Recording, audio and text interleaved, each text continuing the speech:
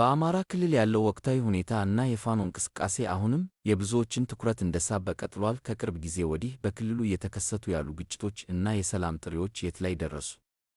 ዛሬ በአውራ ዜና በክልሉ ስላለው ወቅታዊ የጸጥታ ሁኔታ፣ ስለ ፋኖ እንቅስቃሴ እና ስለ መንግሥት ምላሽ ተከታታይ መረጃዎችን ይዘንላችሁ ቀርበናል። እስከ መጨረሻው አብራችሁን ቆዩ።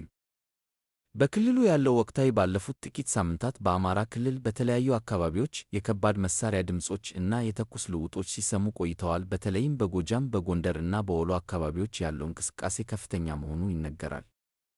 የፋኖ ታጣቂዎች በተለያዩ ስምሪቶች ላይ መሆናቸውን የሚገልጹ መረጃዎች ሲወጡ፣ በሌላ በኩል የመንግሥት የጸጥታ ኃይሎች ክልሉን ወደ መደበኛ ሰላም ለመመለስ ኦፕሬሽን እያከናወኑ መሆኑን ይገልጻሉ። የፋኖ አመራሮች በተለያዩ ጊዜያት በሚሰጧቸው መግለጫዎች ዓላማቸው የማኅበረሰቡን ደህንነት ማስጠበቅ እና ተገቢውን የፖለቲካ ጥያቄ ማስመለስ እንደሆነ ይናገራሉ።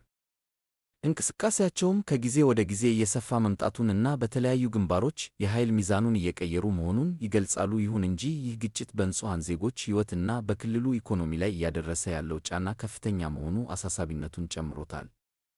ምንም እንኳን ጦርነቱ ቀጥሎ ቢገኝም የተለያዩ የሃይማኖት አባቶች እና የሀገር ሽማግሌዎች ግጭቱ በሰላማዊ ድርድር እንዲፈታ ጥሪያቸውን እያቀረቡ ነው። መንግሥት የሰላም በሩ ክፍት ነው ቢልም በተግባር ግን በሁለቱም ወገኖች በኩል ወደ ጠረጴዛ ለመምጣት የሚያስችሉ ሁኔታዎች ገና አልተመቻቹም። የክልሉ ሕዝብም ዘላቂ ሰላም ናፍቆታል።